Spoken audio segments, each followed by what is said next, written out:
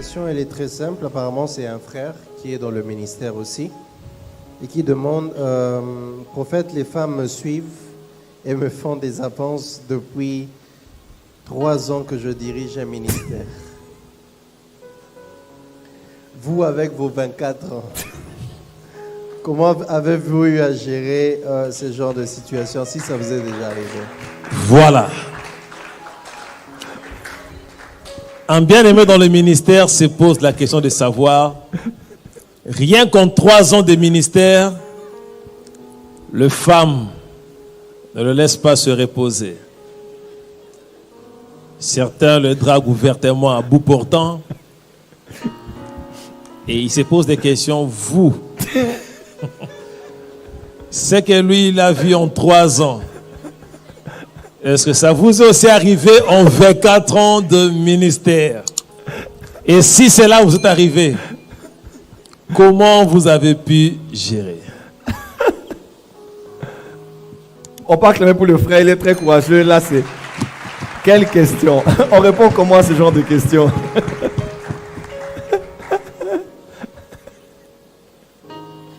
Prophète, dites-nous tout. Bon, je dirais au frère numéro 1, tu n'as encore rien vu. Ouais. Tu as des tentations à ton niveau. Tu as des genres de femmes de ton niveau social, de ton niveau de popularité, de ton niveau financier. À un niveau aussi, tu verras d'autres genres de femmes, avec d'autres genres de comptes en banque, d'autres genres de peau, d'autres genres de contenu dans le passeport, d'autres genres de famille. Donc tu en verras de toutes les couleurs.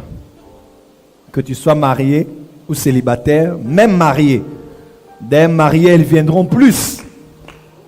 Parce que les célibataires sont indiscrets, mais les mariés sont professeurs, elles professeurs, en discrétion. Et les femmes savent que lui au moins, pour garder son foyer, il ne dira pas. Et pour qu'on se garde, vaut mieux être avec quelqu'un qui est marié. Il est plus sûr qu'un célibataire. Voilà pourquoi les hommes mariés sont plus sucrés que les célibataires. Ah, certaines femmes le disent. Parce qu'eux sont matures, ils ne sont pas trop dans les discussions bêtes là des célibataires. Eux, ils parlent de vraies choses, ils te prennent en charge, bref. Ils gèrent bien son business. Hein? Son business. Voilà, son business. Donc, frère, déjà numéro 1, même si tu n'es pas dans le ministère, même si tu es dans une autre profession, ou même si tu es juste un homme, ça arrivera que tu puisses plaire à plus d'une personne. Deuxièmement, quand tu es dans une profession, là encore, quand tu as un bon salaire, tu es exposé dans un certain milieu, elles vont venir. Et de surcroît, quand tu es maintenant surtout homme de Dieu, donc il y en a de celles qui viennent tant parce que l'homme m'a plu, l'autre, l'homme de Dieu, m'a plu, avec qui j'aimerais faire un featuring dans le mariage, et d'autres aussi envoyés par Satan aussi. Tu vois? Donc tu as un peu de tous les clivages qui viennent vers toi. Donc frère, prépare-toi parce que ça va te suivre toute la vie. Il n'y a pas un lieu de ta vie, un niveau de ta vie où tu ne seras pas tenté. La tentation viendra toujours et à tous les niveaux. Donc, respire bien, serre la ceinture parce que tu en as encore pour longtemps. Seulement, une chose est vraiment recommandée. Je ne parlerai même pas de la crainte de Dieu et la sainteté. Non, une chose est recommandée. Elle n'est pas la garantie totale, mais elle est déjà la base et le grand socle. Numéro 1, si tu n'es pas à l'âge de te marier, ne réveille pas l'amour avant le temps. Parce qu'un cœur que tu as donné ici, et là, et là, et là, et là, après plusieurs blessures, même quand la bonne personne vient, tu ne sais plus comment être bien avec elle, pas parce qu'elle est mauvaise ou la saison est mauvaise, mais tu as un cœur qui est en lambeaux. Tu ne donnes pas un verre en entier, mais un verre brisé. Et c'est à elle de venir maintenant colmater et coller ce que tu lui as offert. Alors c'est mieux des fois de juste garder ton cœur, faire tes économies. Aujourd'hui, l'amour coûte beaucoup. Surtout les femmes aujourd'hui. Ouais. Avec la vague de Dubaï aujourd'hui à Kinshasa, tout le monde veut aller à Dubaï. Les hommes comme les femmes, tu vas te donner un 20 000, un 10 000, un 5 000. Donc, un moment patient, tu n'es pas obligé parce que tel est engagé que tu dois t'engager. Garde ton cœur et des objectifs. Ce n'est pas encore maintenant. Je vais voir ce que ça va se passer, comment ça va se passer. Et au temps marqué, marie-toi. Vraiment, marie-toi. Et décide dans le mariage de faire ce qu'un bourgmestre nous disait. Je pense que c'était au mariage de Clarisse Massanga. On était à la commune de la Gombe. Il disait aux frères, tu es semblable à un homme qui entre dans un jardin et il y a plusieurs roses. Il dit, tu n'as droit qu'à une seule rose. Lorsque tu prends ta rose, s'il te plaît, sors du jardin. Ouais. S'il te plaît, sors du jardin. Parce que les roses, il y en a. Surtout Mikolo. Me disait un ami, papa, Bana Mikolo. Les jeunes, il y a une nouvelle race qui est en train de sortir. On se dit, ce sont les Néphilim. Les parents sont noirs, mais la fille, elle est genre clair café. Elle est comme nilotique. Tu vas voir de toutes les couleurs. Mais tu n'as droit qu'à choisir une rose. Et quand tu prends ta rose, sors du jardin. Parce que ta rose peut commencer à faner un peu, tu vas la comparer. Ou peut-être croire que tu aurais dû prendre une autre. Tu ne peux pas être polygame, tu ne peux pas être Abraham ici. Donc, ça va détruire ton ministère pour rien. J'encourage vraiment aux gens de se marier. Et je prie que tous les célibataires qui m'entendent, qui sont sur cet autel, et jusqu'en direct à la maison, de se marier et de bien se marier. Le mariage est le plan de Dieu. Je peux dire quelque chose? Avancez Je avant. peux? Le mariage est le plan de Dieu. À vrai dire, quand Dieu a créé l'homme et la femme, il a créé l'esprit de l'homme et l'esprit de la femme. Dieu les a créés à partir de quoi? Pas à partir de la terre. Dieu a sorti l'homme et la femme de lui. Parce que l'homme et la femme sont deux pôles de la personne de Dieu.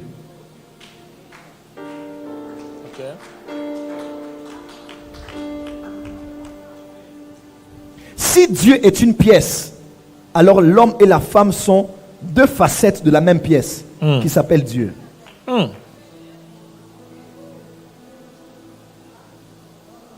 Yes. L'homme et la femme sont deux facettes de Dieu. Dieu est un. Et il y a des choses que Dieu a voulu révéler du mariage, de la vie et surtout de sa personne qu'en séparant ces deux personnes.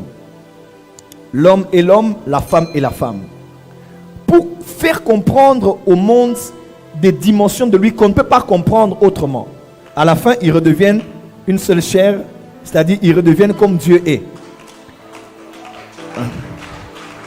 Le mariage, comme l'église locale, le mariage est le lieu où Dieu révèle sa personne. Yes. Voilà pourquoi la plus grande école, à part l'église locale, où tu connaîtras Dieu, c'est dans le mariage. Où tu apprendras la nature de Dieu qui pardonne. La nature de Dieu qui pardonne, même si un homme a fait du mal, qui peut même être... Tu remarqueras que l'amour de Dieu est plus fort que la justice de Dieu. Ok. Donc bon, je ne sais pas si je dois continuer. La femme et l'homme te révéleront qui Dieu est. Si tu réussis ton mariage, tu auras une plus grande révélation de Dieu que celui qui prie dans les permanences. Ok. Parce que la nature de Dieu, the fullness of his nature, will be revealed, sera révélée dans le mariage. Yes. Le mariage est plus que le sexe. Le mariage est plus que les bébés. Le mariage est plus que le fantasme de la fête de mariage. Le mariage est le dessein éternel de Dieu. Voilà pourquoi dans l'éternité, nous allons participer aux noces de l'agneau. Le mariage est un concept éternel. C'est au-delà de j'aime bien ce genre de femme, j'aime bien ce genre d'homme. Voilà pourquoi quand Dieu te guide vers quelqu'un, crois-moi, il veut se révéler au travers de votre couple. Quelqu'un me comprend? C'est pas juste ce qui vous plaît. Il veut révéler une dimension de lui. il veut accomplir ses desseins éternels par l'union de vous deux. Et vous deux, votre symbiose révélera la nature, la capacité et le projet de ce Dieu-là. Alors je prie pour quelqu'un qui m'entend ici, dans le nom de Jésus-Christ, si tu es célibataire, que Dieu te mette avec ton binôme, que Dieu te mette avec ton autre pôle, voilà, l'autre pôle, les deux côtés de polarité, qui va permettre au monde de réaliser que Dieu peut supporter, de la même manière que tu supportes cette femme, Dieu peut supporter un faible. Oh, come on. De la même manière que toi, tu es une femme, tu peux supporter ce genre de mari. Dieu révèle combien son cœur est lent et patient pour aider quelqu'un à devenir parfait. Le mariage est le reflet sur la terre du caractère de Dieu, des desseins de Dieu, de la nature de Dieu. Par ton mariage, Dieu va t'enseigner qui il est et au monde sait qu'il est en vérité. Un amour inconditionnel. Voilà pourquoi l'amour de 1 Corinthiens 13, c'est l'amour du mariage. L'amour croit tout, l'amour supporte tout, l'amour pardonne tout, l'amour espère tout, la prophétie va passer, les miracles vont passer, la prédication va passer, mais l'amour ne passera pas. Et au ciel, nous allons expérimenter l'amour parfait dans les noces de l'agneau. Le mariage est né au-delà du sexe, au-delà de l'argent, au-delà des photos, au-delà du photogénisme. Le mariage, c'est pour révéler Dieu. C'est pour révéler Dieu au monde. Ma prière, que Dieu te donne un homme avec qui tu révéleras Dieu au monde. Ma prière, que Dieu te donne une femme avec qui tu révéleras Dieu au monde. Il va se révéler par l'église, il va se révéler par le mariage, parce que l'église, Karabashanda, l'église est dans son plan et la famille est dans son plan, car les deux sont deux familles, une charnelle et une spirituelle. Oh mon Dieu, merci Seigneur. Je décrète au Marabashanda. Je décrète et déclare au nom de Jésus. Dans le nom de Jésus. Je décrète et déclare que Dieu t'emmène dans un foyer dans lequel il va se révéler au monde. Il va révéler son cœur. Il va révéler sa nature. Il va révéler sa justice. Il va révéler son intégrité. Il va révéler sa patience. Il va révéler sa miséricorde. Oh, que tu reçoives cette grâce dans le nom de Jésus. Au nom de Jésus. Et si tu es marié, que tu y restes. Et que tu saches que cet homme peut changer, que cette femme peut changer, parce que le Dieu qui est au milieu de vous peut changer toutes choses. Que ta famille, l'éducation de tes enfants, ta relation avec ton mari, ta relation avec ta femme, ton foyer, soit le reflet de ce que nous serons avec Christ dans les cieux. Amen. Oh mon Dieu. Oh mon Dieu. Oh mon Dieu. Oh mon Dieu. Oh mon Dieu. Voilà pourquoi tu dois réussir ton mariage. Amen. Voilà pourquoi le divorce n'est pas une bonne chose. Amen. Tu dois réussir ton mariage. Amen. Et tu vas le réussir. Je déclare que tu vas le réussir. Amen. Je prophétise que tu vas le réussir. Amen. Laisse que par ta famille, le monde connaisse Dieu. Que Dieu vous bénisse. Amen. Acclamons le Seigneur. Acclamons, acclamons. Acclamons le Seigneur. Waouh. Quelle belle et merveilleuse soirée de clôture. Prophète, dis-nous tout. Nous tendons vraiment vers la fin. Je prends une dernière question ici et puis je veux revenir pour conclure avec vous permettez, la dernière. Est-ce que ce vendredi, on peut conclure? Est-ce que ce vendredi, on peut conclure? Si on est d'accord, on peut balancer. Waouh. On dirait que ce point, c'est la conclusion. Pardon? On dit que c'est la conclusion. Aujourd'hui? Ok. Alors, nous mettons un point ce soir. Est-ce que je peux insister sur quelque chose? Insiste, papa. Est-ce que je peux insister sur quelque chose? Je le dis et le redis à quelqu'un. Dieu a quelque chose. En fait, Dieu veut se révéler au monde. Tout ce que Dieu fait. Dans Romains 1, on dit, nous voyons la gloire de Dieu quand nous considérons sa création. Dans chaque chose que Dieu a créée, ça révèle sa nature. Yes. Ça révèle son caractère. Dans les animaux, dans les arbres, dans la nature, tout ce que Dieu fait, tout ce que Dieu a créé, is to show the fullness of His glory. C'est pour révéler sa nature. Écoutez-moi bien. Quand Dieu t'appelle Père, c'est pour révéler qu'il est Père. Quand Dieu t'appelle mère, c'est pour te révéler qu'il y a des entrailles, il peut te porter de ta jeunesse jusqu'à ta vieillesse. Tout ce que Dieu fait, c'est pour qu'on le connaisse. Tout ce que Dieu fait, que ce soit même l'église locale, les pasteurs qui nous donnent, les messages qu'on écoute, le mariage, les enfants qui nous donnent, tout ce que Dieu fait, tu verras, il te donne des leçons, il te donne des enseignements pour que par ce que tu connais de lui, que tu le connaisses lui tel qu'il est. Dieu, si vous regardez bien, même quand il te donne des leçons, tu vas remarquer que ce n'est pas forcément ce qu'il doit t'apprendre comme leçon, mais c'est ce que tu dois connaître de sa nature. Voilà pourquoi il a dit à Moïse, je suis celui qui suis, m'est apparu. Tu diras ainsi, Dieu veut se révéler au monde par toi. Tu dois réussir ton mariage. Yes. Est-ce que quelqu'un m'entend? C'est le plan de Dieu et tu vas le réussir. Par la grâce et la miséricorde de Dieu, tu dois réussir ta famille. Yes. Ce n'est juste pas parce que tu dois être dans le registre des hommes qui ont réussi dans la famille ou dans la société ou qui jouissent d'une bonne réputation. Mais tu dois réussir parce que ça en va de la crédibilité de Dieu. Ça en va de l'intégrité de la nature de Dieu que tu dois montrer. Des fois, on se pose la question. Lui, il est mon ami. C'est un bel homme. Il a épousé une femme qui n'est pas forcément à son niveau. Mais comment sont-ils restés ensemble durant longtemps? À vrai dire, quand tu commences à étudier le fait qu'ils aient 2-3 enfants, tu remarqueras que la vie, ce n'est pas seulement les goûts. Dans le mariage, quand on y est, on se contente de ce qu'on a. Yes. Le mariage, la famille, c'est vraiment le plan de Dieu. Il y a 2 familles par lesquelles Dieu veut se révéler, l'église locale et le foyer. Donc, la famille est la plateforme du royaume par lequel Dieu veut révéler sa nature et ses desseins sur la terre. Quand tu comprends ça, tu sais que madame, tu es en mission près de ton mari, monsieur, tu es en mission près de ta femme. Qu'elle soit bien ou pas, propre ou pas, ayant des défauts ou pas. Voilà pourquoi la seule façon dont Paul a voulu révéler le mystère du mariage, c'est dans notre relation avec Christ. Yes. Ok. Autant que nous sommes l'épouse et que Christ est l'époux, autant que l'homme est l'époux, la femme est l'épouse. De la même manière que Christ aime l'église et il s'est donné pour elle, tu dois aussi en faire autant.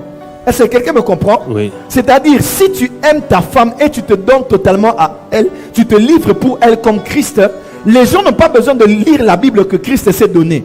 Les gens, en te voyant toi, est-ce que quelqu'un a compris ce que je dis ici? Les gens n'ont pas besoin de lire que Jésus s'est offert pour nous.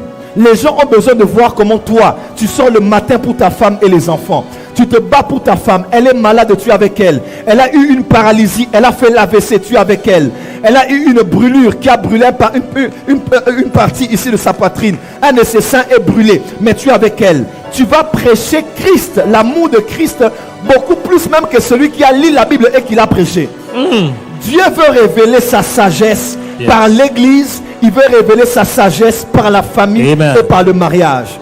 J'ai voulu ouvrir cette parole. Je ne sais pas comment c'est venu, mais par l'inspiration de la grâce, j'aimerais dire à quelqu'un, Dieu poursuit un but par ton mariage. Amen. C'est au-delà du sexe et de la procréation, mais c'est la révélation de sa nature. Ainsi, je prie pour toutes les familles. Je prie pour tous les foyers. Je prie pour vous qui sentez Dieu vous diriger vers un homme. Vous sentez Dieu vous diriger vers une femme. Regardez au-delà de la poitrine. Regardez au-delà des formes. Regardez au-delà de la longueur de la poche. Regardez au-delà de l'épaisseur du compte en banque. Regardez un peu au-delà de ça. Dieu te mettra avec quelqu'un pour qu'avec cette personne, le pôle, la face A et la face B révèlent la plénitude de ce que lui, il est. Par la diversité de votre complémentarité. J'aimerais dire à quelqu'un, Dieu va te donner du succès dans ton mariage. Amen. Tu seras heureux, tu seras heureuse. Et si tu es marié, sois affermi par l'esprit de grâce.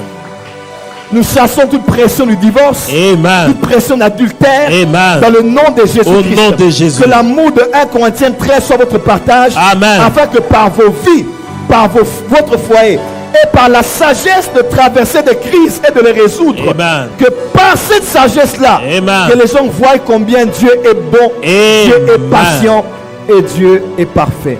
Que là soit votre partage. Au nom de Jésus-Christ. Amen. Amen. Acclamons le Seigneur. Acclamons le Seigneur.